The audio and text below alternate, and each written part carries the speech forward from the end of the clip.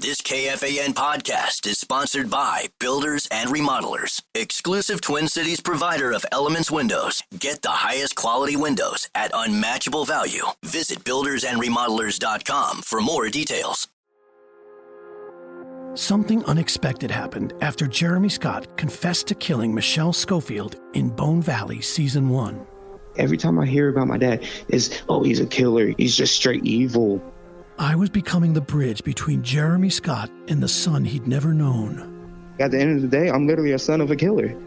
Listen to new episodes of Bone Valley Season 2 starting April 9th on the iHeartRadio app, Apple Podcasts, or wherever you get your podcasts. Good morning, ladies and gentlemen, and welcome to video message number 29. This is Beaverville. Come on in. It's Bob here. I got a question. I woke up yesterday morning with a spring in my step. Start later, please. I could never know what the day was. Fast forward, Ed. Listen up, the ratings just came in for last month. We are number one. We just grabbed every key demographic. Super duper, gang. Wow. Super duper. That's nice. Way to go. Neato, gang. Yes. Boy, that is good news. It is the 3rd day of April, 2025. Good morning, everybody. And welcome to the Power Trip Morning Show on National Burrito Day. Yeah, burritos are pretty damn good. Here's the thing, ladies and gentlemen. It is Thursday, but we have no Tommy. We have no Ben. But we have hope. That's what we have, ladies and gentlemen. Hope. That it's going to be a good show anyway. We'll give it our best shot. Here's some comedy. We're going to get it started with Neil Brennan. Power Trip Morning Show, Thursday. Here we go. Get yourself ready. Splash some water in your face. Go attack that day. Come on in. I'm glad you're here. You ever ask married people how it is? The answers may shock you.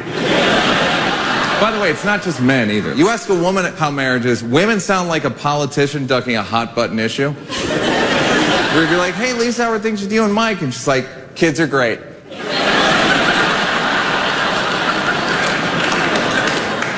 And you ask guys how the marriage is, guys sound like they're reading a hostage letter. We're like, hey, Mike, how are things with you and Lisa? And he's like, hello. I am happy. Do not worry about me. Worry about yourself and your heathen lifestyle. She has taught me so much and made me a better man. And then she's in the corner like ISIS, like, tell him about the duvet cover.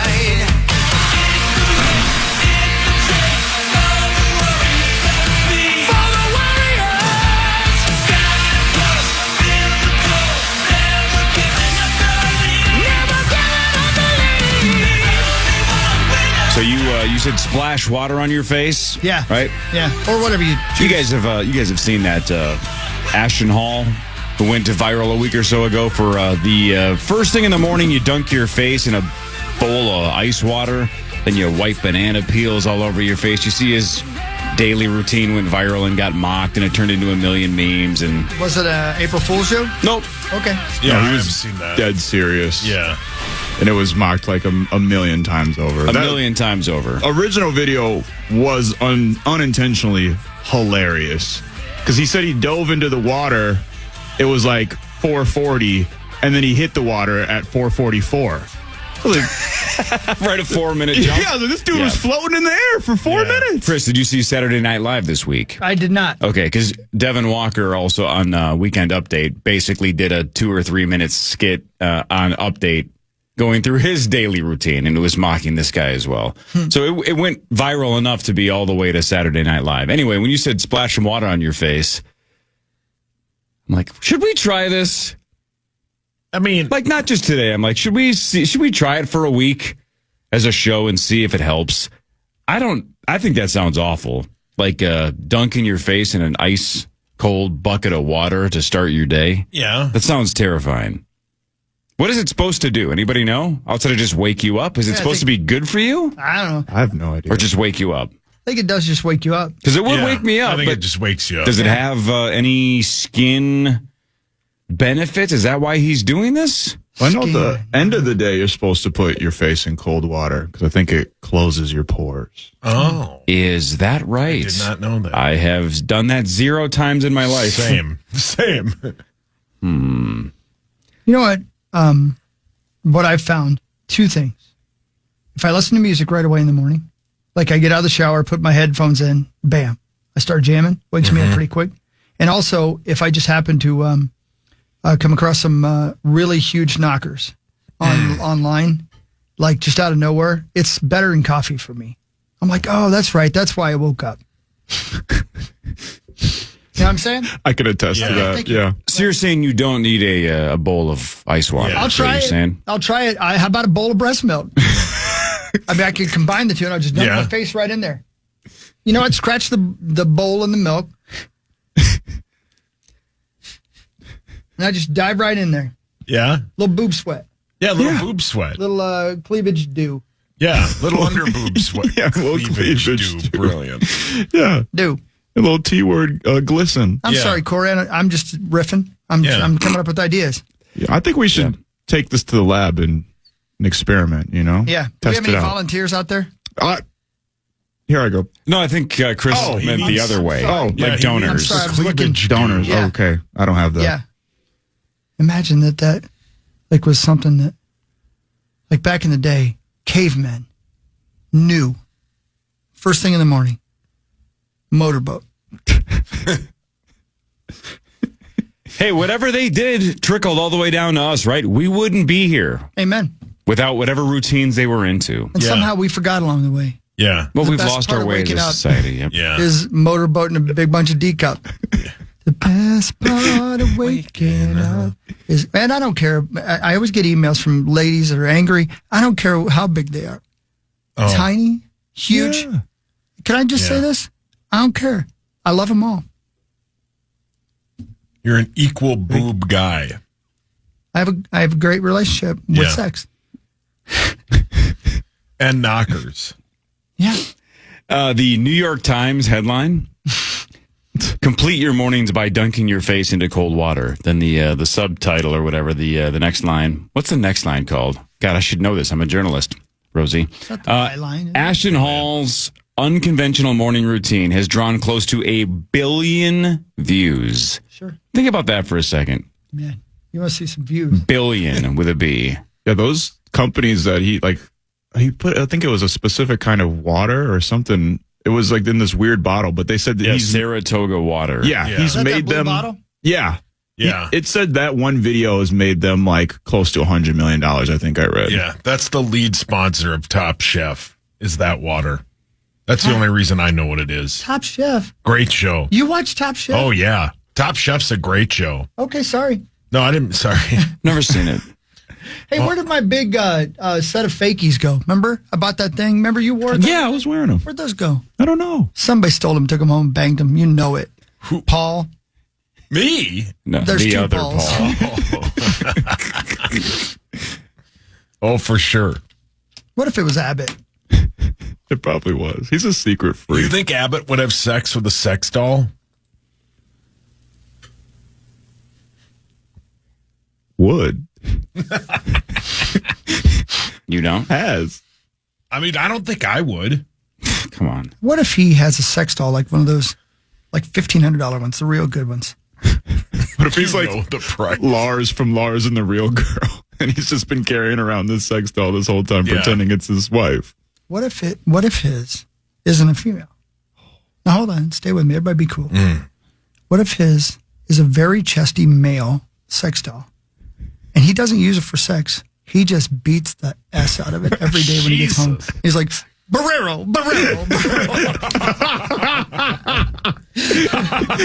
Cory wants to delete my emails, huh? Yeah. Brilliant. You don't care about the schedule. Yeah, not going to be on the 3 o'clock call, huh? Yeah.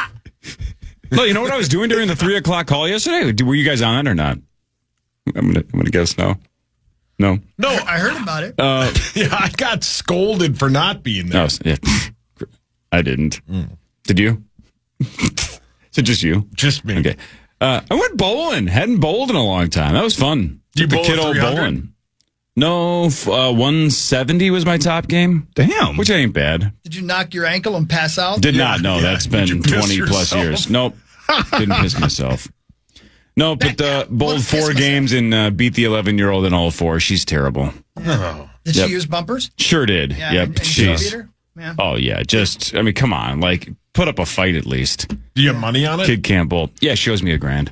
Oh, yeah. That's your standard bowling. Yeah, $250 a game. Yeah. Oh my God. Yeah. Needed some cash, huh? But no, but I'm standing there and You're holding her to it, I get the notification, right? All employee call starts in 15 minutes. I'm like, delete. Right. I'm bowling. I couldn't do I it. ain't got time for that. I was out with former President Carter building houses, so I couldn't do it. I hope that they're cool with that. I mean, if they'd rather me be on a call. This is your I Heart Spirit Day. You took the day off to build houses with Yeah. President Jimmy Carter. Yeah. R.I.P. The crazy thing, I don't know if you guys know this or not, Well, I they Heart brought 'em Spirit with. Day is where they actually crush your spirit a little bit more. Here we go. Or maybe they resurrected the spirit of Jimmy Carter to help you build those houses. He's dead? He's deader than hell. I wondered why he didn't show yesterday. Oh. He put in Second no time effort. he's ditched you. What the hell? I was out trying to build a house Yeah. with my own 2 hands and my spirit. Good for you, man. Did you hear what the call was about? No. Do you want to know? Yeah. God, the look on Chris's face. He's so excited to tell me. Can't wait. Is this for on air or off air? I don't care. Yeah. Perfect. Perfect. He Even doesn't better. care. No. The call was about us taking our endorsements into our own hands, doing a better job of really, making sure that we super serve our clients. So, never mind. That's like, never mind. did you hear that later the sales staff got a call about doing a better radio show? Sauce, huge text bonus for me. I don't know. I'm not upset. I just find that really weird. It's an interesting thing. I mean, I really do. I mean, I don't think Home Depot employees got a rally call yesterday saying, make sure you guys super serve them in the drive-thru. Do you know what I mean? Like, I don't understand. Why don't you just want me to be decent at my job for once in my damn life? Right? You know what I mean?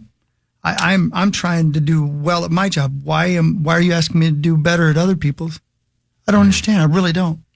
Do you think that call would have been more productive if they had just told us all to dunk our faces in Saratoga water every morning? I think they were hoping I would dunk my head in Lake Minnetonka and then come back up. Permanently. I think that's what they were hoping. Well, maybe that's why they didn't want you on the call. Do you guys have Fletcher's number? The restaurant on Lake Minnetonka? Yes. Or Paul Fletcher. Paul Fletcher. Yeah. Oh, boy. I do. Why? I'm just asking. I just don't understand. No, I know why. I don't understand. Yeah. I really don't. When I found out that that's what they were talking about, I was like, that's just really weird. It's really incredible. Here in Indianapolis, we're really trying hard to do our best radio, talking about trades and the NBA. And Go Pacers. no one covers Luka No. more than us Yeah. in Indianapolis, Indiana. Yeah, I think. this might be the call that does it. I mean, this might be the segment that does it. This might be it. Yeah. Because they're going to be really mad that I brought this up on the air, I'm sure. But I just don't understand. Why don't they have a call saying, hey, here's how you can do a better radio show? Because that's why we hired you. Right? Or hell, even tell me how to do a better podcast in Indianapolis. I don't know. It just gets me fired up. Remember how good that thing worked out for us, that meeting? Do you think that person who did that meeting is still employed by our company? 100%. Really? For Yep. sure? Okay. Yep. That was supposed to be a big catapult for us. Yeah. And then, I shouldn't say then afterwards we realized it wasn't, because before we said, this ain't going to help. Yeah. This is going to be nothing. All right. I'm going to keep doing the best I can. Yeah. Yep. And you do that every day. Some days I don't. Like today, in my eyes, not even. I'm not even half-assing it right now. Quarter ass. You're meat sauce. I think corner of a cheek. Yeah. The corner of a slab. The thing I did today for the show the most, I think, was go to Holiday to look for a newspaper. They didn't have them, so I said, "Oh well." But you tried. I like how you didn't go to the one where you got called a loser. No, I knew better than to go in there today. Wait, especially today. Yeah, I didn't. You tried. I avoided that today. Yeah. I must have missed that story. Yeah. Yeah. I would have had to call my dad to find out where you were. Yeah, I thought, well, that was a productive thing for me not to do that today. Yeah. Right. Oh, talk to Sam, by the way. She might need to talk to your dad. Sam? Got it. Yeah. She might need to talk to your dad. She didn't like kill anybody. It's not that kind of a thing. Uh-oh. What were we just talking about? I just lost my train of thought. It wasn't very important. It was about getting a newspaper? Yeah. About him being called. Oh, no, I know what it was. Look, you mentioned, we're going to try to, super serve our clients. And we have some great clients. Sauce, anybody specifically you can think of right now in this first segment that you would like to say does a really good job? Yes, my wonderful friends at Gutter Helmet and GutterHelmetMN.com. Never clean your gutters again. You can take cleaning your gutters off of your spring to-do list for the rest of your life. And if they do get clogged, they'll clean them up. But they won't. I have them. They're amazing. GutterHelmetMN.com. And here's what's great about Sauce super serving his clients. If they get overwhelmed, because obviously this advertising has done really well for them in the past, right? Yeah. Yeah, man. They'll actually reach out to Sauce, and Sauce will go by hand help clean out gutters. You've done it in the past? Yes. No.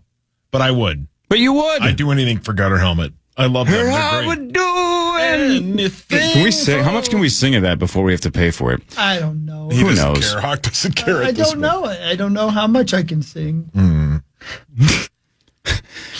So sad. I don't know. By the way, Paul, I'm very proud of you. Really? Chris said that Chad Abbott has a male sex doll with chesties. Is that what you said? I forget what you called them. What did you call them? Fakies, falsies, whatever. Fakies, bolt-ons. And you didn't say one thing about, like, when does Tommy get it back? Or did he borrow it from Tommy? Or now Tommy's going to have to buy one for himself? Right. I don't know where Tommy is, but obviously we did know that he was going to be off today, but I don't remember where he said he was going to go. This is the danger of super serving our clients right here.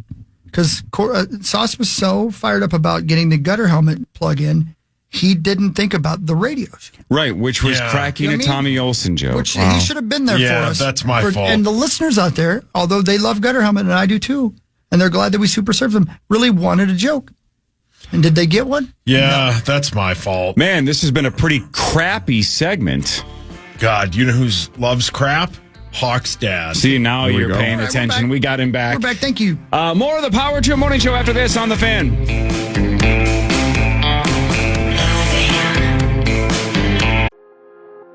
Something unexpected happened after Jeremy Scott confessed to killing Michelle Schofield in Bone Valley Season 1. I just knew him as a kid. Long, silent voices from his past came forward. And he was just staring at me. And they had secrets of their own to share.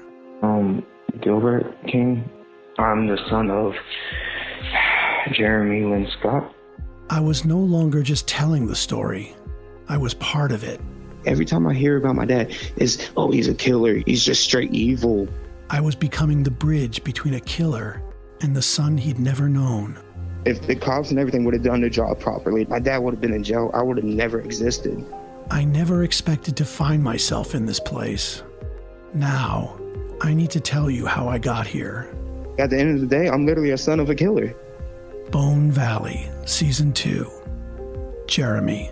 Jeremy, I want to tell you something.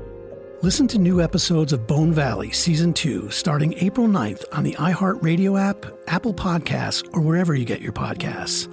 And to hear the entire new season ad-free with exclusive content starting April 9th, subscribe to Lava for Good Plus on Apple Podcasts. Man.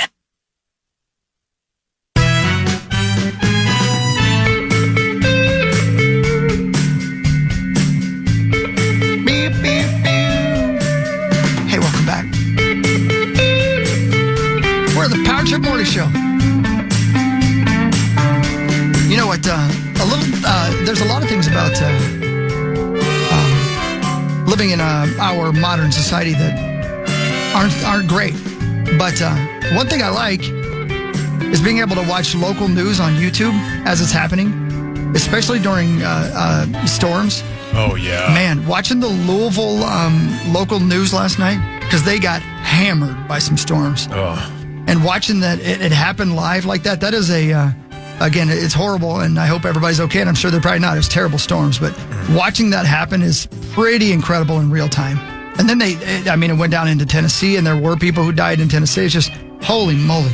Those storms were ridiculous last night. On a less serious note, though, isn't essentially, Max, that the idea with your new TV show is basically have a 24-hour news stream, and if stuff happens, you guys are technically live and ready to roll. Yeah, that's exactly what the whole point of it is. I mean, even yesterday, we did an entire show, prepared for it all day, and then there was a big Trump press conference about the tariffs, and that's what we had to run with, just throw the show out the window. But that's what we had to run with because it's news. It's a news organization at the end of the day. Yeah, right.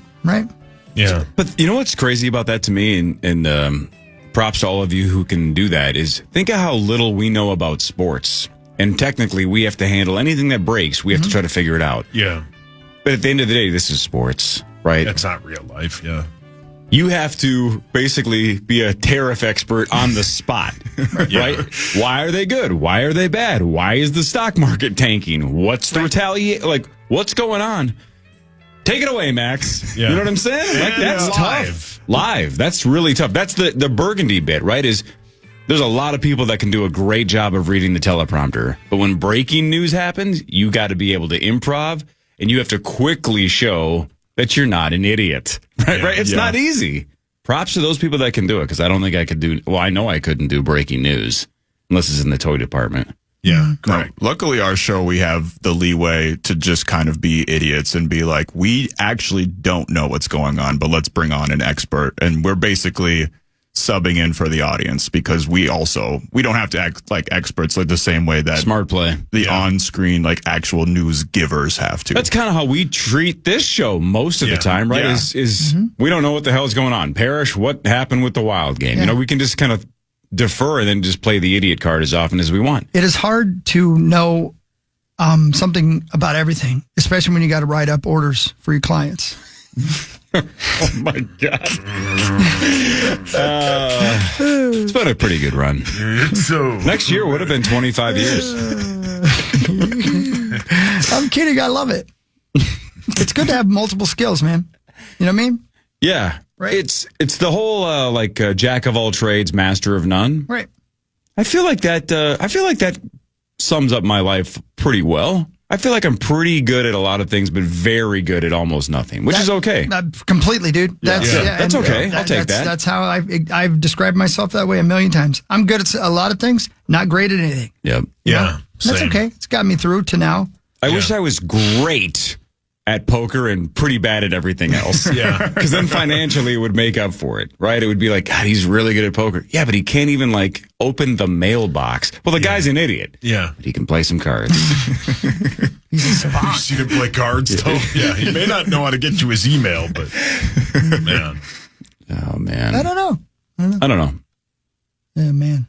And it's, I wish I was better at a lot of other things, like sex. That was the pause I was waiting for. I knew that joke was coming. Yeah. But again, I'm the least handy guy around the house ever, right? Man, I wish I was pretty good with that stuff. I wish I knew something about cars. And every time we bring something like this up on the show, somebody goes, you're allowed at 44. You're allowed to learn that stuff. It's not too late to learn it. And then my comeback is always, I wish I did know it, but I have zero interest in gaining that knowledge. Incredible. Yeah. Incredible you said that, because I know you weren't on the call yesterday. But you have to change the oil in the station vehicles today. That's part of your new gig. Looks like it's over. That's part of your new gig. Well, can I just bring it to an oil change place and then just ask for the reimbursement? No, that's going to cost you money. No. And by the way, they want you to do it during the show. So if you miss part of the show to go change oil, it's cool. So wait a minute. How am I going to broadcast? How am I going to broadcast from the parking ramp? Do I have to engineer the broadcast? The broadcast matters the least. All right, so what? Do you not understand that yet? So let's just talk this out then. What segment? No, you could argue you guys don't need me any segment, but if you had to get rid of me for one segment, this show, what show should I go change the station vehicle oil? Abbott would say 8:15 on a Friday. Can't do that. Nope, that's our moneymaker. Unless he wants that revenue to disappear, that's up to him. Speaking of revenue disappearing, disappointing. Freudian slip. Revenue disappearing from Glenn Taylor. Yeah, how about he had to go with the deal that he made. Yep. He had Finally to gave up. He had to. This is absolutely seller's remorse. Oh This whole thing has been, Absolutely. my God, I didn't get anywhere near enough. What am I doing? And he didn't. But that's the deal you made. Right. Yeah, don't make a bad deal then. Don't put that in my contract if you're not going to give it to me. It would be I mean? super funny if A-Rod and Mark Laurie just immediately flipped it. Sold it for more. Just sold it for $3 billion. Yeah, you want to buy it for $3 million? Yeah. Well, think about this. We keep hearing that the Twins aren't going to sell for anything less than 1.8, right? Right. When you see that the Timberwolves, the NBA, this isn't Major League Baseball, 1.5. Yeah. I have to think the Wolves are worth more than the Minnesota Twins. Yeah. So it looks so bad on paper that the Wolves are 1.5 and the Twins are asking for 1.7 or 8 and can't get it. Especially when they get a new arena and all and that. They have Ant hopefully for a long time. Right. And Unless they he get does something stupid. Durant this summer. I hope so. Or John Morant. Is that another bit? There's a rumor that he might be available for trade. Those are two different people? Kevin Durant and John Morant. Wow. I thought John Morant was a nickname that people gave Kevin Durant. Brilliant. I don't have time to read stories, guys. I got to get out to a lunch. God, this is going to be one of those days where we're going to get talked to and Hawk will take all the blame. Well, it is my fault. Yeah, no, but you do, and I'm giving you credit for that. Just like you did the last time, which is one of the sneakily one of the coolest things I've seen you done, and I'm not sucking up to you, but I'm serious though. One of the sneakily things I've seen you done. That was. Could you super serve the English language for one segment? No, but when they were all mad at us, Hawk said, I did it. You don't do it to these guys. That was great. That's a true friend. Thank you for noticing. No, I mean that. For real, I mean that. Yeah. Thank you for noticing. Because they wanted to write us up, and Hawks, write me up. I did it. That's not a lot of people would do that, man. Thank you for saying that. Because I talk to you behind your back for not doing it in person. So. Did you really? No, I'm kidding. I'm kidding. No, but thank you. Yeah. So, but it's going to be one of these bids for me. Like, why didn't you stop them? What do you mean? They're adult men. What do you mean? What do you mean? What do you mean? What do you mean I don't stop my co-host? Correct. That's exactly what I did. Yeah. Wow, John! I hadn't heard the John Morant rumors. It was a few months ago, and it was no, John, not the North Loop. Man, I think he's done. No chance he's done. Oh, no.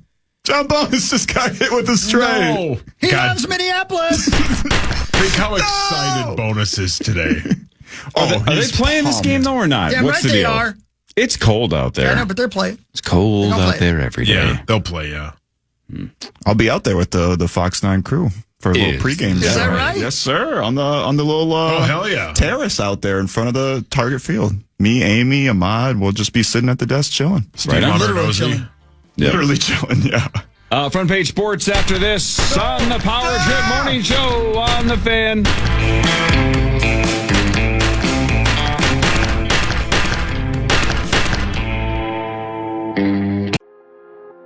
Something unexpected happened after Jeremy Scott confessed to killing Michelle Schofield in Bone Valley Season 1. I just knew him as a kid. Long, silent voices from his past came forward. And he was just staring at me. And they had secrets of their own to share. Gilbert King. I'm the son of Jeremy Lynn Scott. I was no longer just telling the story. I was part of it. Every time I hear about my dad, it's, oh, he's a killer. He's just straight evil. I was becoming the bridge between a killer and the son he'd never known. If the cops and everything would have done their job properly, my dad would have been in jail. I would have never existed. I never expected to find myself in this place. Now, I need to tell you how I got here. At the end of the day, I'm literally a son of a killer. Bone Valley, Season 2. Jeremy. Jeremy, I want to tell you something. Listen to new episodes of Bone Valley Season 2 starting April 9th on the iHeartRadio app, Apple Podcasts, or wherever you get your podcasts. And to hear the entire new season ad-free with exclusive content starting April 9th, subscribe to Lava for Good Plus on Apple Podcasts.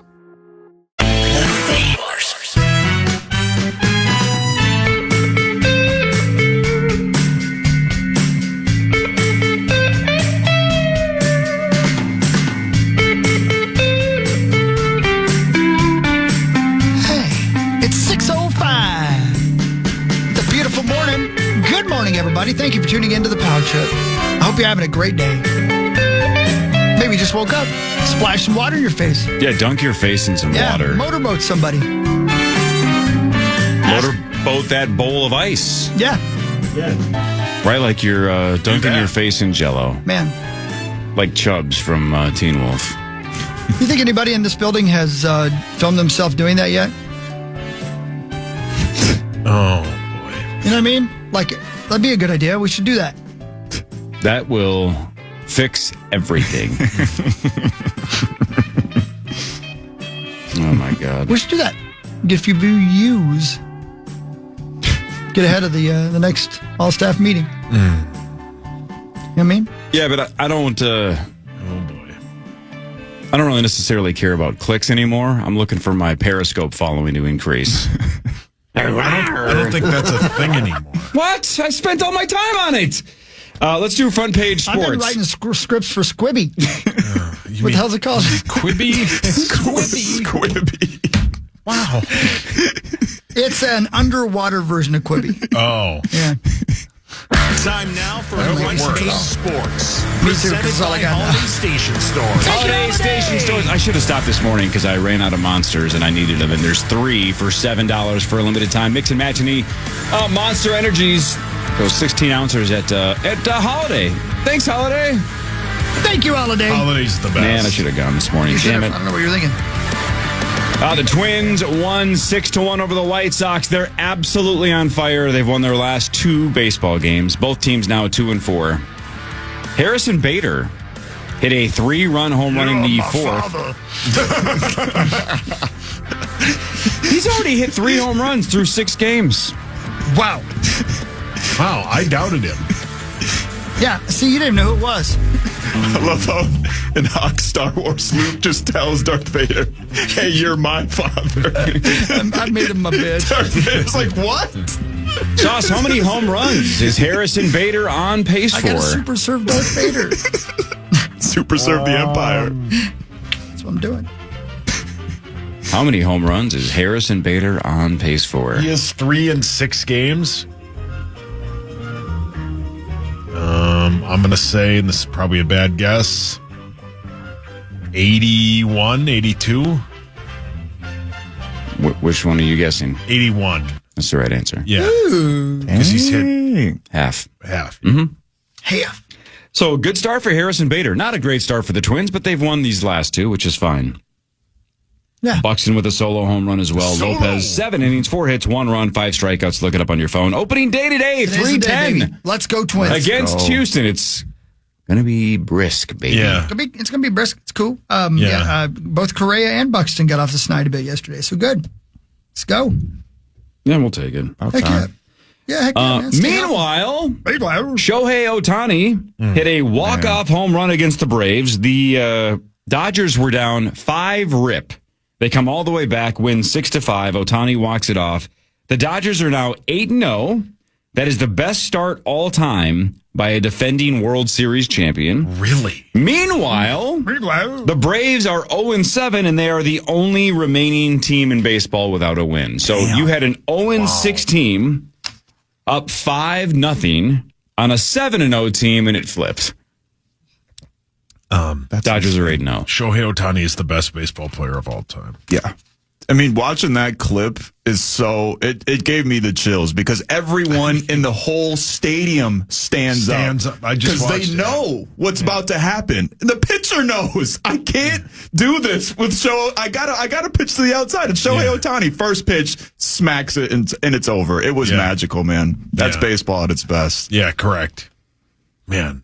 He's so freaking good. The Padres, I think, are 7-0. They sure are. Yeah. Wow.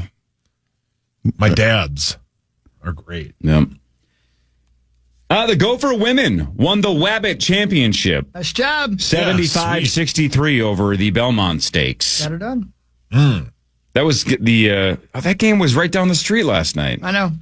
In Indianapolis. I know. Oh, yeah. What? Hawk, did you go? I could not go. The storms were too bad in Indianapolis. That's why you were watching the Louisville News. Right, because it's in our room. Yeah. I love when we take our show on the road to Indy. Yeah. It's the best. So anyway, shout out to the Gopher women. I mean, it's the Wabbit Championship. It's not the NCAA tournament, but whatever. We'll take the Wabbit. Yeah, man, it's good. And I think the obvious thing at this point, no offense, Gerdsey was the problem. Yeah, I think you're kidding. right. Yeah. No offense intended. Yeah, sorry, Gerdsey. Yeah. But as soon as Tanner Hoops started calling the games, they started dominating. Yeah. Yeah, not a great look for the Wabbit when the voice of the Gophers is like, no thanks. Yeah, I'm going to take my kids to Disney. I'm going to Disney. I'm not going to the Wabbit Championship. I just quit my Gopher job. Now I'm going to Disneyland. Great song. That's all right. He's got like 16 jobs. He'll be fine. He didn't quit. The Wild lost in overtime 5-4 to the Rangers. But look, they've lost their last 3, but the last 2 games, one was a shootout and last night was the overtime. So those are still 2 critical points despite losing their last 3 games. The Wild are up 7 on Calgary. The Wild have 6 games to go. But here's the old he's blind. But if you're a little worried that it could still fall apart, the Wild have 6 games to go. Calgary has 8 games left, and one of those 2 teams square off. Next Friday in Calgary, April 11th, Wild and Flames. So if the Flames win that game and catch a little fire, pun intended, the rest of the way, it's not over yet. 7 points with 6 games to go for the Wild. Up next for the Wild at Parrish's Islanders tomorrow at 6:30. They are finally home against Dallas on Sunday. Man. It's getting close. Yeah, it's getting greasy. Real greasy. Yeah. That game last night was nuts. Yeah, 5-4. That's a lot of goals, obviously. And the Wild were on the ropes, but got that goal right off the bat in the third period to tie it up. And then they had they were down 2 men for a couple minutes in the middle of the third and killed it beautifully. And it just kept getting that might have been the difference. The third, yeah. So we'll take the point. Hell yeah, that game could have gone the wrong way. Final 4 Saturday, of course. Florida versus Auburn at 5 o'clock. DraftKings has Florida as a 2.5-point favorite. Then Houston at Duke follows that game. Duke is a 5.5-point favorite. Yeah, go Duke. I'll take Duke. That's fine. Anybody but Florida. Cool. I just want Duke to win on Saturday. This Final Four sucks. Yeah. Yep, the worst. Yeah. So I saw, pardon the interruption the other day. I think it was PCI. No, maybe it was Around the Horn. Doesn't matter. Somebody made the point that the last time this happened and whenever like the Blue Bloods are in it, the ratings are so much better. So we can all complain about how we didn't have any upsets this year, but the ratings say that the nation likes the Blue Bloods in the Final Four. I buy that. And I've been to Final Fours enough to know it is weird when it's like Duke, Kansas, Kentucky, and then some rando. Yeah. And that fan base is so much smaller. The vibe's different. You're like, it was cute, but get this out of here. Right. All that's probably true. But isn't the right answer like couple of number ones, a 2 or 3, and then like 6. A 5 or a 6? Yeah. For sure. And a whole bunch of first and second round upsets. It's okay if a couple of Blue Bloods get there. I want Duke and Florida in the Final Four. Sure, that's fun. Can't we get somebody like this year sucked. Yeah. I don't even care if the ratings are good. It's been so boring. It was super boring. Terrible. Do you think it's possible that that it's popular because on the whole, that's the reason they do it. The chalk is who people put their money on? And so, probably. So people are happier and tuning in to watch their team they put money on win. Because more people have a chance at winning their bracket. Exactly. People that bet Florida to win the title have their ticket in their pockets. Probably. Yeah, I bet that's true. I bet if you put gambling into it, I bet it makes more sense. But viewers versus like how dynamic it is aren't necessarily the same thing, right? Yeah. Right. This has been the least dynamic tournament I think I've ever watched in my life. It's been boring as hell, but super boring. The ratings on Saturday might be awesome. We'll see. It's been super boring except for like 4 games. Yep. The comeback by 100%. Florida. The Florida comeback. The UConn game. The UConn-Florida game was unbelievable, and the Texas Tech-Florida game was unbelievable. That's about it. Even the buzzer beater with the right, pretty much. And it's because they're the favorites, right? So they're supposed to go down, and the defending champs, UConn, almost had them. Yeah. And Texas Tech flat out blew it. If they just make free throws, they take them out. So those games have been dynamic, but everything else, there's, 63 total games, I think, something like that. And there's been like 3 or 4. Yeah. That's not enough. That's a lot of boring basketball. Boring. Yeah. I'm probably watching Saturday. Well, yeah. I'm going to watch on Saturday. Maybe passively, though. I'll be anti-sweating Florida. Yeah. If Duke wins, I've got my entry into the Masters bet.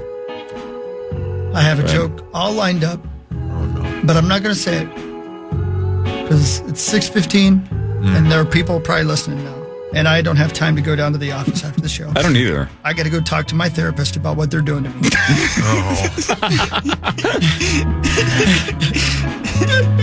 What really matters is next. Power 2 Morning Show on the Fan. Something unexpected happened after Jeremy Scott confessed to killing Michelle Schofield in Bone Valley Season 1.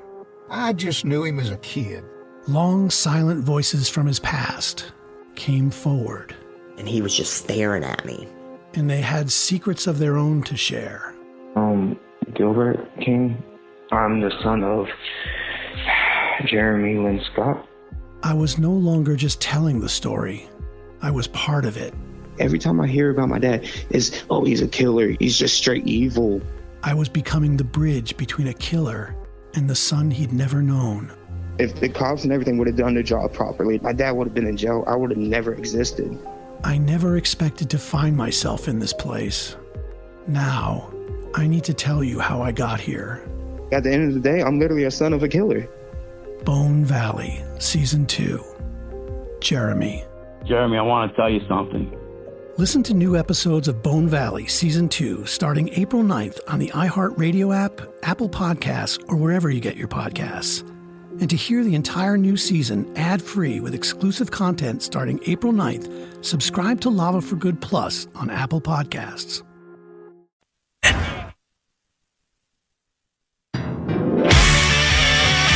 Hey, how you feeling, everybody? Check this out. This kind of stuff is really, really cool to me. And I like to think on this a bit. A metal detectorist. Man, that's a weird word. That's a thing? Metal detectorist. What? Well, yeah, I don't know. I've never heard that phrase used in my life. Metal detectorist. Person who uses a person who uses a metal detector is called a I can't even say it either. That's what I'm saying. Yeah, metal detectorist? Yeah. Wow. Recently discovered a 2800. That's a lot different. 2,800-year-old dagger that fell from a Polish cliffside after a heavy storm. Decorated with crescents and stars, experts believe the dagger could have been used in ritualistic offerings. That's what I'm talking about. Let's go. Let's go. Further analysis could confirm the uses of the well-preserved 9.5-inch piece. Lucky. When a heavy storm ripped into a Baltic Sea cliffside on the coast of Poland, it sent chunks of the cliff crumbling to the beach below. A couple of metal detectorists picked up their stuff and set out to scan the beach. And they made this discovery. Embedded in a hunk of the destroyed cliff was a 2,800-year-old piece of history, ornately crafted, 9.5-inch dagger. The Museum of History has identified the blade as being from the Hallstatt period of the early Iron Age. It's a real work of art. There's pictures of it. It's pretty cool, man. And it looks like somebody made it like 20 years ago, not 2,800 years ago. excellent condition. The richly ornate dagger features crescent moons and stars and crosses that resemble stars, and the center of the blade includes a decoration that runs nearly its entire length, and the ridged handle has diagonal marks and a pointed head. So I like to think about things like this. This thing's been sitting in the dirt for God knows how long. Did this fall out of somebody's pocket? Was there a ritualistic offering going on and somebody killed the person doing the offering and it fell and was just laid there? Right.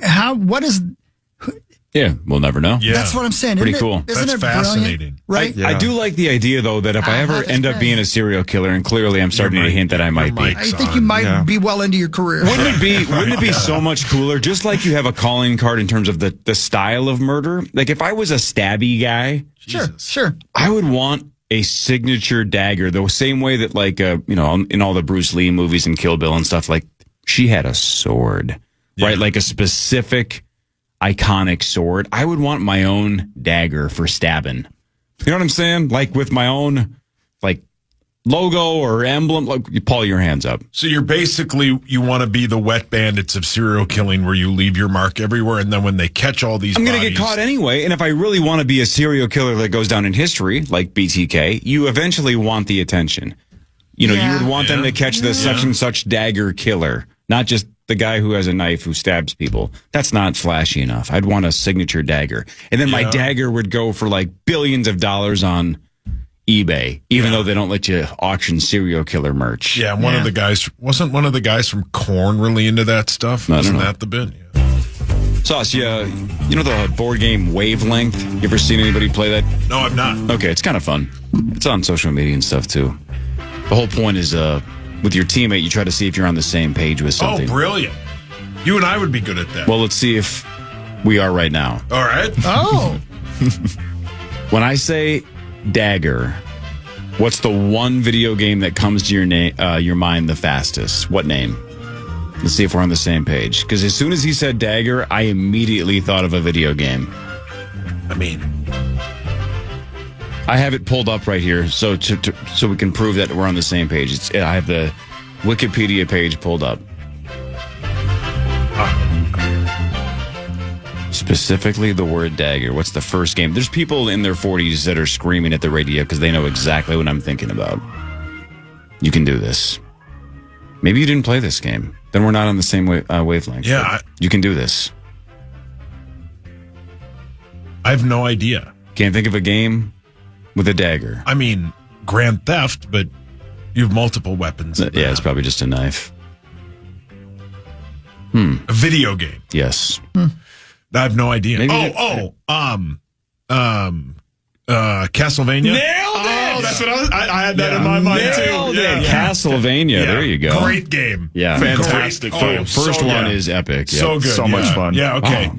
That's literally what I was thinking too. All right. I thought maybe you were too young to get the Castlevania reference, but no, I'm talking about Max. No, the series has kept going. I used to play the later versions on my Did you ever Game play Boy. the first one though? Yeah. It's hard as hell. It's fun though. Super hard. Yep. Church gave me this Game Boy thing that's preloaded with thousands of old games from Sega Genesis, Super Nintendo, all types of stuff. So on my trip, that's all I did. I just got sick of a game. Bloop, I'm done. This is too hard. And just kept going to the next one. Yep. You play each one for about 7 minutes and you realize this game don't hold up. Right. 100%. I'm like, I used to play this as a kid. Only a handful of those really hold up. Mike Tyson's Punch-Out holds up. Mario 3 holds up. Yep. Some of those Castlevania or Metroid games do hold up, at least in terms of nostalgia, because the gameplay still looks kind of fun. Some of them are immediate, oh boy, you're halfway through the first board, you go, this game sucks. No, literally. Whoever bought this? You go, I did. Paul, your hands up. I mean, did you guys see, speaking of video games, how much the Nintendo Switch is going to cost? Dude, it's nuts. You've seen. Me too. Yeah. $450. And even more alarming to me is the fact that they said Mario Kart is going to be $80. And that just sets a whole new now video games are going to be $80 to start. Bring it. Wasn't the bit Let's go. We've talked about this, but wasn't the bit that the new Grand Theft was going to be like $150? Well, now for sure it is. If Mario Kart's going for $80, they're going to charge at least $100 for Grand Theft. I hate it. I hope this isn't what they're doing, but I really hope it is. Hang on. I don't think this is what they're doing, but I hope it is. If you charge $80 for Mario Kart or $100 and whatever for Grand Theft Auto, just give me the entire game and I'll pay more instead of nickel and diming me for all these add-ons and you want this campaign and these. I'll pay $80 if I get all of the courses right away, all of the characters right away. Like, give me all of it. But they ain't doing that. I know, right? Yeah, it's going to be that and then some. Right. But if you told me like Grand Theft Auto is $60, but over the next couple of years I have to pay for this to expand that and this, I'll pay $120, but then give me everything. Did you see? Saw sent me this. Oh, Abbott's going to love this segment. He was real bored with our Mario Kart talk yesterday. I think as long as we don't do the first segment again, he's going to be all right. That's a good point. Good point. But you sent me a breakdown of the Mario Kart World sounds really launch. Cool. They have this giant like knockout round yet. Have you heard about this, Maxo? So there's 24 people in a race instead of 12, right? It's going to be so chaotic. And it's then going to be so great. You basically you play like the entire world where like the courses are connected. Oh. And then there's checkpoints, and if you're not in a certain place, then you get knocked out. So you have to continuously stay in the top group or you get knocked out of this gigantic race. Again, inject it into my veins. Yeah. I'll pay $80. Let's go. That's genius. Cannot wait. That's going to be great. Yeah, that breakdown, that video I sent you is sweet. It does look sweet. It looks like a lot of fun options. Yeah. They said instead of when the race ends, you know how your guy would just kind of auto loop the track when waiting for everybody else to finish? Just leave, right? Now you have to start driving to the next course. And I'm like, what? That's cool. So they've thought of some new things. They're trying to change it up. Yeah. I'm pre-ordered this bastard. I'm going to try and find that. I think they said the pre-orders start on April 9th or something. I believe that is correct. Yeah. Then it comes out in a couple of months. Yeah. Right around the corner. Yeah, all right. You are right. Yep. Should we do what really matters? Did we technically start it or not? I don't think we haven't started did. it yet. No, we have definitely not started. Let's do it. That's what really matters. Right? Mario Kart matters. Yeah. Absolutely. Yeah. Nerds! Love it. Catalyst and CatalystSupplyCo.com bring you wild news. Boost your build with Catalyst. Thanks, Catalyst. Thank you, Catalyst. Rangers 5-4 over the Wild in overtime. The Rangers scored 24 seconds into OT. It was a quick one, but hey, that point still matters because like I just mentioned, 6 games to go for the Wild. They have a 7-point lead over Calgary, but Calgary has 8 games left, including one against the Wild. Up next, they square off against the Islanders Friday, which is tomorrow. What really matters is this. On this date in 1860, the legendary Pony Express began service between Missouri and California. Pony Express. How long did that take? Any idea? Boy, oh boy. I don't know. Let's see. Because like now, when you order something on Amazon, if it doesn't show up within 24 hours, you want to throw a brick through a window. Yeah, correct. Where are my socks? Timeline. A Pony Express route spanned nearly 2,000 miles from St. Joseph, Missouri to Sacramento, California. They traveled about 75 to 100 miles each day, changing horses at relay stations about every 10 to 15 miles. The Pony Express aimed to reduce the time for messages to travel between the East and the West Coast to about 10 days. 10 days. Yeah. It's actually not bad. Yeah. Pretty damn good. Right? Man. Changing horses every 15 miles? That's what it said. Oh, wow. Man, just put it on the fast track. No kidding, Parrish. Best. Wasted so much time riding that digital horse. So good, though. Yeah, my poor horsey. By the way, Best Buy and Walmart are offering a pre-order with Mario Kart World for $4.99 if you pre-order. Of course. Save like $30, yeah. Yeah. Yeah, again, I mean... Utah, give me 2. Did you know, by the way, the Pony Express was only in operation from April 3rd, 1860 to October 26th, 1861? I did not. So it's super short. So it didn't work, is what you're saying. You know what happened? Railroads? Actually, railroad, that's exactly right. Oh, wow, The Transcontinental Railroad came in 1861, and they didn't have to kill so many horses. By the way, what's the update, Sauce? Do we know a Santa Anita death update? It's April 3rd. I do not.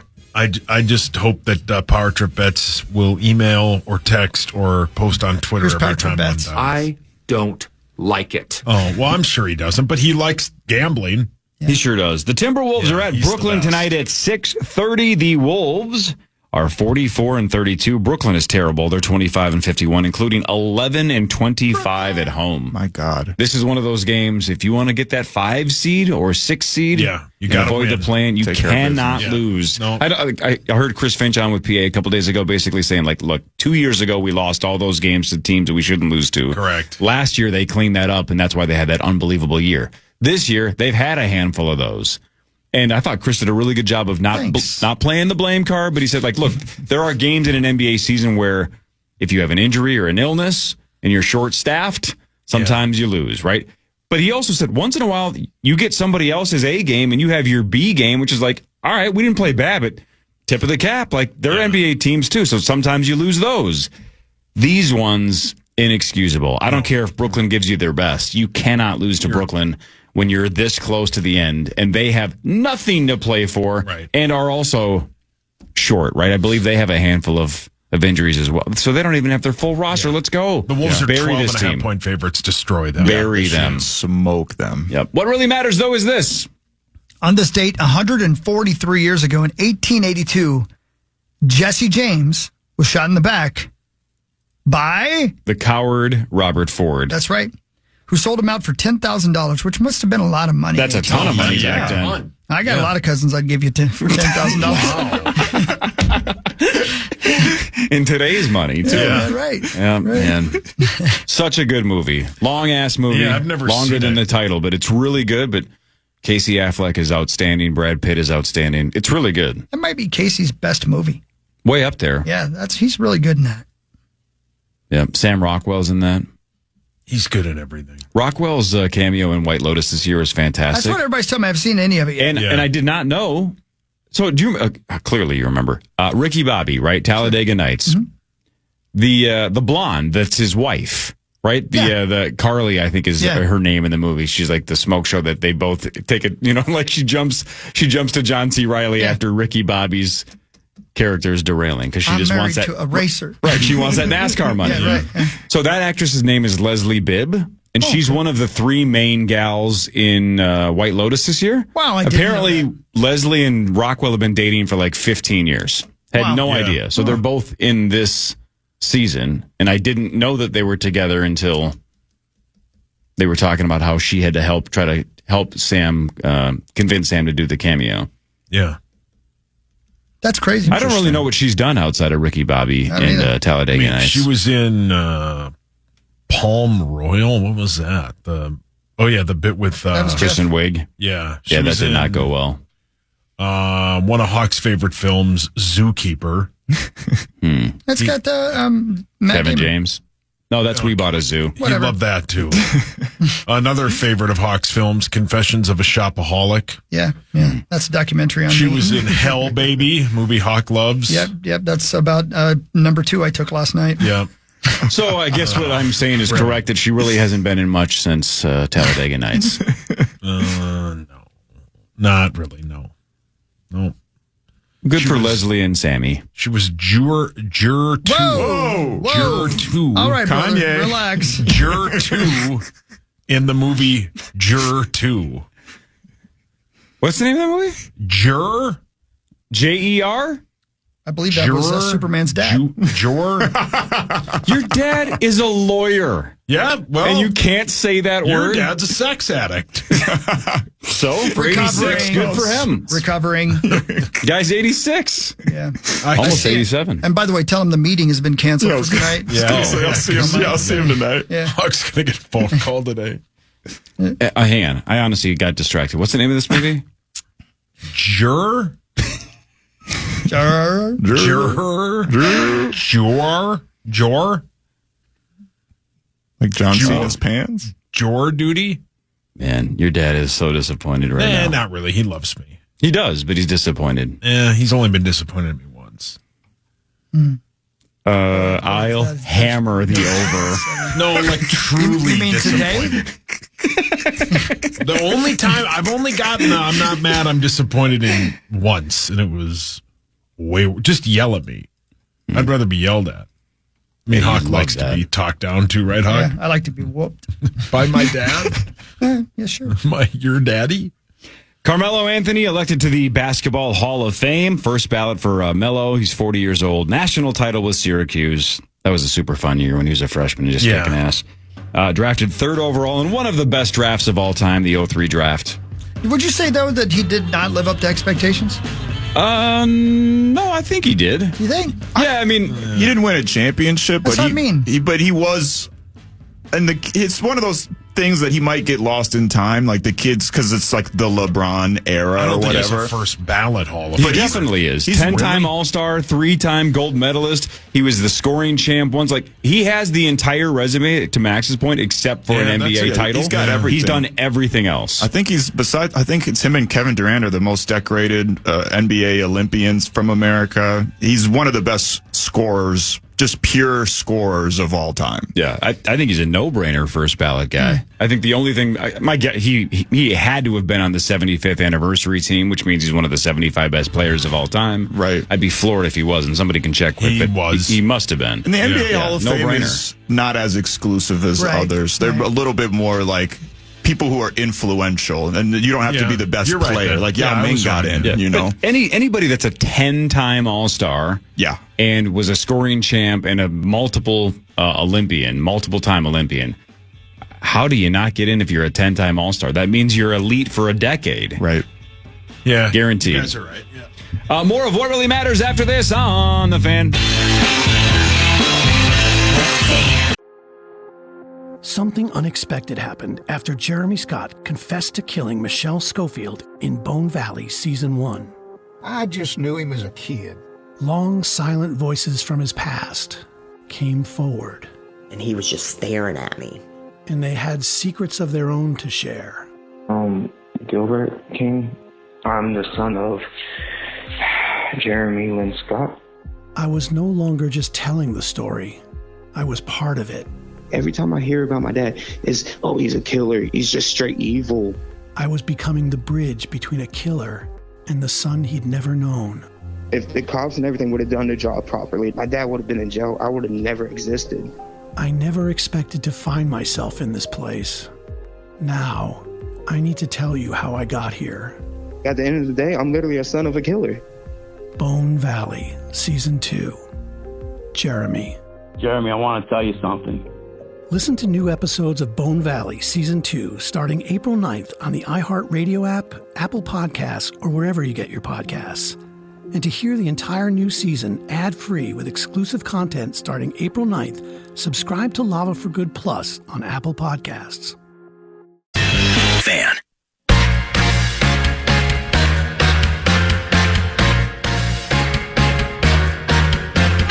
I want to say good morning. Thanks for tuning in. And a special hello to all the ladies out there. Thank you for tuning in to this stupid show. Yeah, not even in a gross way. You're just saying like, hey, we got a lot of female listeners. Yeah, Appreciate it. I'm always reminded of that, and I thank you. I appreciate that you put up with it. Yeah, thanks for listening. Good morning. Good morning. And thanks for listening. Good morning to everyone. Good morning, guys. Good morning, gals. Good morning. Thanks for listening. Good morning. Truly. And it's time for more. That's what really matters. What really matters. Yeah. Alexander Ovechkin again scored at number 892. He's now just 2 away from tying Wayne Gretzky for the all-time goals record and 3 away from breaking it. He is hosting Chicago. I think that's tomorrow. I think he plays tomorrow again. Well, I hope he's got a big place. That's it's either tonight or tomorrow. I didn't double check. Either way, Chicago's next for the Caps. 2 away. Alexander Ovechkin. It looks like he's going to do it this year, though. Yeah. I think he's going to do it this regular season. It's going to be close. What really matters is this. You're right, Cory. On this date in 1953, something that I missed the era of, and I bet you guys sort of remember it. Cory, I'm sure you do. On this date in 1953, the first ever issue of TV Guide went on sale. Yeah. Oh, yeah. Oh, yeah. I loved having TV Guide. Yeah, TV Guide was great. I never got into it, but obviously it was around. I saw it. I think my parents had it in the 80s, maybe. Yeah, I don't know if we had it in the 90s or not. Yeah, you never got. It it was necessary. It was the only way to know what channel the show you wanted to see was going to be on. Yeah. And it would tell you what was going to be on the show. Like this week on Happy Days, Richie Cunningham gets herpes. Wow. You know? And They like, wouldn't whoa. You're like, damn it, a rerun? Damn it, Joni. Oh, No, that's his sister. No, it's not a rerun. He just gets it again. Oh, okay, new episode. Great. Damn it, Fonzie. Damn you. Hey, I got herpes. Why did they never have a Fozzie Bear and Fonzie crossover? They should have. That would have been like a Fozzie and Fonzie show. Like the two of them just like fight. I don't know. Fonzie. Or maybe it's a, what do you call it when people want to get it on with people in costumes? Bestiality or furries. Furries, thank you. Yeah. Thank you. Like Bestiality. Fozzie. Well, I thought you meant like an actual bear, but sure, if they want to get it on with somebody in a costume, then it's a furry. Yeah, correct. We've been talking about finding a furry convention in town for about a decade on this show, and They're always in town. There was.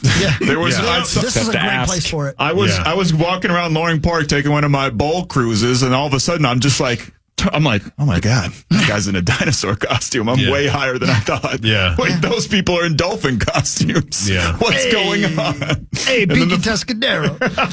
Hey, put on this bear costume.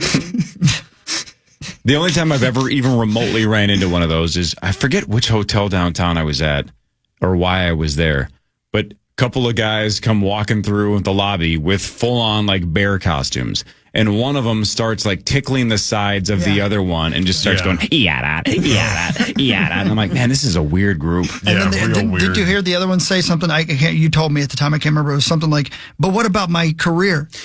Yeah, I think it was this gal that was dressed like Goldilocks. Right. Yeah. And then it was the guy that just did the tickling thing. This guy that was like, I don't know, 6'5". Real tall guy. Yeah. And then another one that was a little bit shorter. And the tall bear just goes, what an astonishing run for the three of us. That's what he said. And he meant the three bears. Yeah. And Goldilocks was like, who are you? Yeah. The whole point is I don't know who's in there. Yeah, right. Yeah. I don't know you. And then the guy seemed to really lose interest in being there since she didn't know who he was. Yeah, correct. And Boink. scene. You know, we do a show for 5 people pretty often, right? A lot of inside jokes. Yeah, oh yeah. A lot of people listen to this show considering we're doing radio for 5 people. Yeah. Oh, thank you. Again, I'm Thanks very for grateful. listening. Good morning, everybody. I am grateful. Thanks for listening. I am. The U.S. is poised to be named Women's World Cup host. Poised is a fun word. Oh.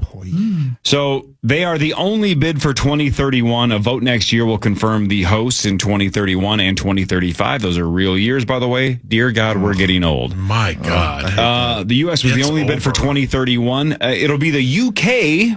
in 2035. What's weird about it, you saying 2035? Like, there's a real chance I won't see that. Yeah. Like, I'm 54. Yeah, overwhelmingly, though, you will. Yeah, but you will. it is. Yeah, you will. Well, first of all, this is morbid. There's no guarantee any of us see 10 years from now. But yeah, at 54 years old? Yeah. What do you think? That's a good question. Let's be dark for a second. Go ahead, man. Percent chance Chris sees the UK World Cup 10 years from now. I would guess You don't mean that I'm going, right? No. Yeah, that's 0. Yeah. Are you high? Who would go to that? I would guess. Is 90 too high? Yep. I would bet 75. 75. Because, look, average life expectancy for a dude's about 74 or 5. Yeah. So if it's not making it to 64 would be early. I'm going to, maybe somewhere between 80-ish percent, somewhere in that 80 to 85% is what I would guess. Sure. Yeah. I got 90. Well, thank you. You don't smoke. Yeah. You don't drink. That's true. Yeah, you're handsome. Maxo, you got to be a 97 percenter. Me? Yeah. Sure. I feel like mine is less than Hawk's Day for certain extenuating circumstances. Well, Oh, man. You know what Grandpa always said, you can't die from the crabs. Well, then it's 98. Well, then I'm back. Yeah. Okay, sweet. That's what I was worried about. Yeah. Sauce percent chance you last 10 more. 50. 50. I'm 50. 50. It can't be 50. No, if it's no. 50, then, oof, man. I hope I live long enough to see my grandchildren. That's all I ask for. Jeez. I mean, that's really... So just day one, you got him in your arms and you just... your life. Croak out. I mean, I'm 42, man. I'm old. I don't want your life. Speaking of 42, I mentioned to you off the air, but I can say it on the air. My dad, who's 86, almost 87 in like a month, fell off a stool a couple days ago. Oh, no, Rosie. And I'm like, this, and I was there for it. I'm like, this is bad. And he fell into a refrigerator and like against a wall. If he had just fallen into the open floor, hits his head at 87, could have been really bad. And I'm like, man, I'm 44. He's 86. And then I started thinking, Sauce, maybe we mentioned this when Louis was born. You are the exact same age my dad was when I was born. Yeah. 42. So the gap is the same. Yeah. So when Louis is 44, he's going to be worried about meat sauce at 86 falling off a stool. Yeah. And if I fall off that stool, it's over. At the current pace I'm at, I'm going to fall all the way to China. It'll be over. I'll hit the center of the earth. Yeah. Yeah, you guys have the same gap as my dad and me. Yeah. Yeah. Wow. Little Louis. And my dad's name is Lou. Lou. What is going on here? And our moms have the same birthday. Of life. You're right. Yeah, that's right. And both of our moms are named Sue and share the same birthday. Are you and I related? God, I hope not. Wow. That'd be awesome. Yeah, that'd be great.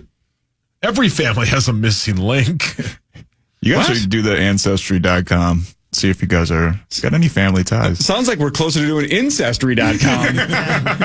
TommyOlsen.com? It just leads to Tommy's Instagram. Yeah. Check out your Ancestry.com. Oh, no, Dad. It's just lot 54, whatever the hell that place is called at the Gopher Stadium. It's just a screen. It's just a group photo. Oh, Oh, my God. Just people doing beer bongs at 10:30 in the morning. Wait a minute, Core. What did he say the other day? That they tailgated? I think this is off the air. He said that they tailgated. They were the only ones in the lot for the spring game. The very first time. My God. Yeah. Down at the new stadium. Yeah. My God. Yeah, I don't get it. Hey, why not? I mean, I get it. All right, my turn or yours? I don't know. I'm launching my new website, Ancestry.com. Here it is. God, you're going to find a lot of hockeys on that. Maybe the government does that just to form a database, right? Like, who signs up for Ancestry.com? We need to keep an eye on these people. Yeah. Right, Wasn't that the bit how they find, like, serial killers and stuff as they run it through those websites? Because wasn't that how the Golden State guy was caught? Right. Yeah. I think he had like a cousin in there. Yeah, or something. he'd done like a... Yeah, it doesn't have to be yours. It can be your sons or daughters or cousins or somebody's. Yeah. Yeah. Close enough. Yeah. All right, what really matters is this. Oh, yeah, that's right. Yeah, it's up to me now. It all comes down to me, doesn't it? On this date in 1978, at the 50th Academy Awards, Woody Allen won Best Director for Annie Hall, beating Steven Spielberg for Close Encounters of the Third Kind and George Lucas for Star Wars. Woof. I know. Pretty good. Yeah. Annie Hall's a good movie. Yeah, I know.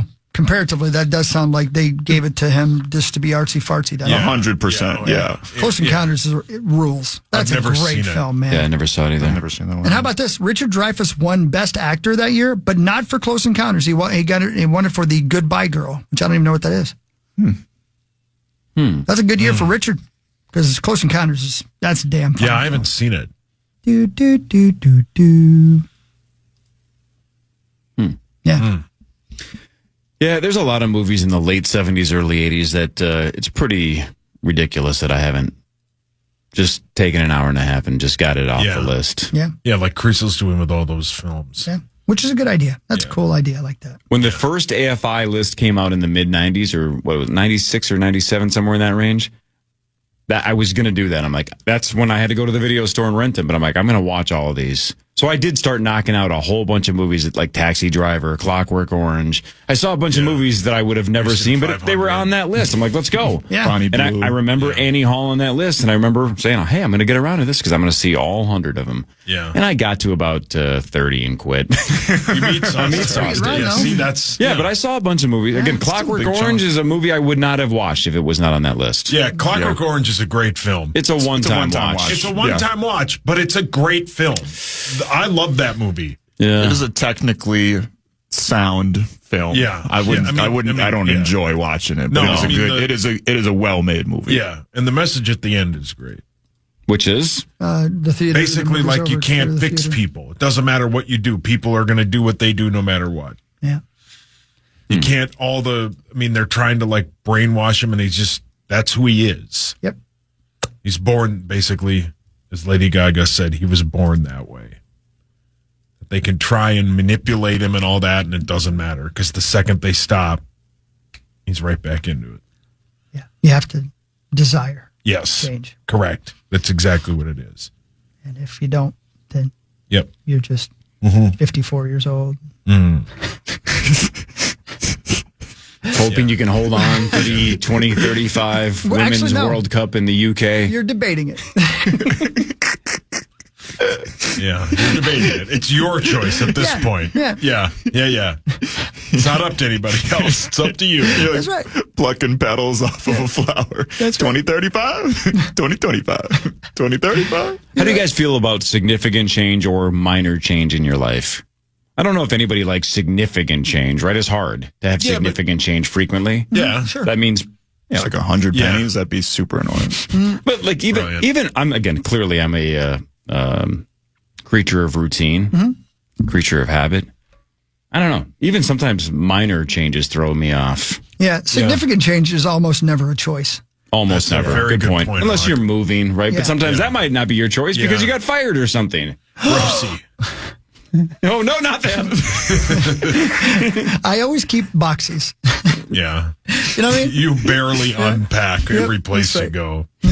I sit this in my box corner. Yeah. Wow. Which is different than it used to be. Yep. That's a good point. You know, Chris is a lot of times you're going to Indiana and just buying random cars. Yeah. Right? I would not be surprised if for the next couple of years you purchase a U-Haul van. Yeah. Not even rent it. Just buy one and it's just parked right outside of your house. And somebody's going to go, dude, are you moving? Just waiting. Yeah, not yet. Not yet. Just waiting. Yeah. There's got to be a place where you can buy those without all the like. Oh, sure. Branding. Branding, for sure. Yeah, for no, sure. I've They're seen a called few of vans. Yeah, good point. I've seen a few of them that are actually people have turned into glamping things. Oh, turned them into which is kind of scary, man. Because like you got to make sure you can get out of those sons of bitches once you get in. Yeah, that's correct. Yeah, I have a problem with that. I think I've told you guys this before. When we were on tour, we were in I think Colorado. This was with Moonshine, by the way. And they thought it was funny to lock me in there. I went in and took a nap in the back of that because it was as dark as it could possibly be. And somebody thought it was funny to lock me in there. And you can't open it from the inside. Yikes. And I was like a bar trying to get out of there. Despite all your rage, you were still just a rat in a cage. That sounds hideous. It's terrible. Terrible. Yeah. Yeah. Their bodies are still in the desert. They haven't found them yet. Man, I wonder if you could bury a body and get away with it. Jesus. Core. Take a deep breath. I love it when you ask questions that you really want to know the answer to. Correct. As if they just came up. Right. You need help. Hire somebody else. I wonder, guys, do you ever wonder how long DNA lasts? Oh, my. Do you have some all over you? Like, how prevalent is CCTV in the Twin Cities? Like, are most streets videotaped? Do you guys have any idea if, like, fake, knees, do they burn? Is there evidence, like, of a hip replacement after a body's been grilled? My God. Oh, like you've never thought of that. Come on, man. Killing people? What? I didn't say that. Here's the thing about what you just said. Let me be crazy for a minute, because this always is incredible to me. You think about what you just said, where you're joking, obviously, but there's somebody out there who their reality doesn't think it's crazy at all to be a serial killer, or to do whatever, like their reality is they don't understand why we don't like it. Like a mentally disturbed person a lot of times has no idea that they're mentally disturbed. They don't know that the voice in their head isn't real. Right. Right? That's a great point. And so think about that terrifying, terrible reality for them, that there is somebody else in their head. We read about, we hear about, was the dog talking to the guy and telling him to murder somebody? Put yourself in that brain for 1 second and realize in their brain, they really believe that dog is talking to them. Right. How terrifying is that? That's their reality, man. That's where they live. That's their head. I can't imagine. And it's no wonder that it drives people to do, absurd things because can't make sense out of nonsense. Right. Hey, do you remember, real quick, man, I wish I knew this comedian's name. I just saw her on Instagram a couple days ago doing this bit. Do you remember, Sauce, you and I met that guy, though, in Treasure Island that said that he once got basically death stared by a guy at a gay bar. Yeah. And he realized months later, he saw him on the news, that the guy that chilled him to the bone the way he stared at him was Jeffrey Dahmer. That's right. That's right. That somebody looked at him so creepily that it shook him to the core, right? And then 6 months later, boom, Jeffrey Dahmer. I saw a comedian on Instagram a couple days ago. She's doing stand-up, and she's talking about how her dad was at a bar once and got his ass grabbed. And I believe her dad was straight and was like, whoa, I'm just here to hang out. Got his ass grabbed, so he punched the guy in the throat. Oh, that's the worst. Been there. Punched him in the throat. Like, what are you doing? Right? Don't touch me. Punched him in the throat. Couple months later, his buddy's like, hey, that's the guy you punched in the throat. Jeff Dahmer. No. Jesus. Wow. So I don't think she told it as a joke. I think the joke was basically, my dad's a badass. My dad's punched Jeff Dahmer in the throat. I would lead with that. But she basically told the same story that the guy at TI told us. That that Dahmer just was that guy. He just shot his shot, man. But imagine knowing you punched a guy in the throat, just be like, hey, don't touch me. And then it's not just a rando guy that grabbed you. It's Jeffrey freaking Dahmer. If that story is true, that's unbelievable too. Yeah. Man. But to Hawk's point too, things like that didn't even deter Dahmer. Like he didn't think twice about that. Dahmer would go into bathhouse and drug people and then just leave them there. Nothing stopped him. That video, that whole bit about how the guy got out and he talked the cops into giving him the guy back and then he killed him. Sort of related, but stay with me for a second. And if you guys get a chance, what's Mike Wallace, 60 Minutes? The old dude who was mad all the time? Yeah. You know what I'm talking about? Video from probably... Oh, you mean the one that's mad all the time was Rooney, wasn't it? No, I'm talking about Mike Wallace. Okay, Mike Wallace. He trust me, that guy's mad all the time, too. Oh, really? Yeah, you got to see the outtakes of that guy. He was an old bastard, even when he was young. He's must be late 70s, could be early 80s, one-on-one with the guy who was closest to JFK when the shot happened. And he's interviewing this guy. And this is the gentleman's older now. He's the Secret Service guy. And as the interview starts, the guy's already got tears in his eyes. And Mike's talking to him, tell me about where you were at. How close were you? How long did it take you? And the guy starts crying. And this is an older gentleman who ain't messing around, right? And Mike says, basically, why are you so emotional? He's like, if I had reacted sooner, I'd have gotten there, and he wouldn't have got that last bullet that, blew the top of his head off, wouldn't have gotten him. It'd have gotten me instead. He's crying. This is 20 years after the fact about the fact that he wasn't the one that got in front of the bullet to save the president.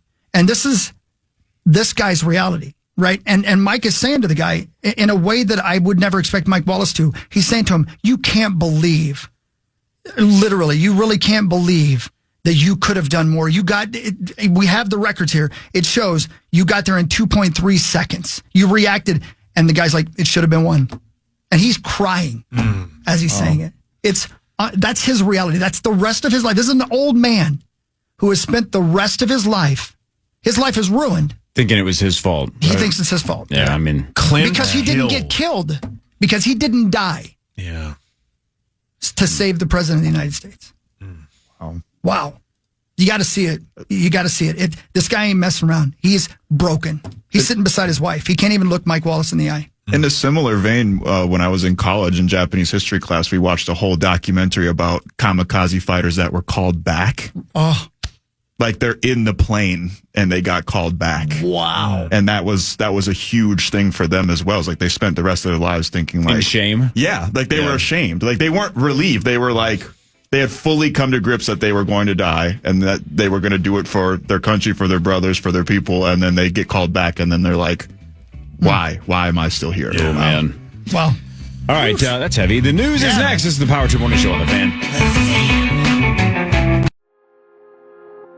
Something unexpected happened after Jeremy Scott confessed to killing Michelle Schofield in Bone Valley Season 1.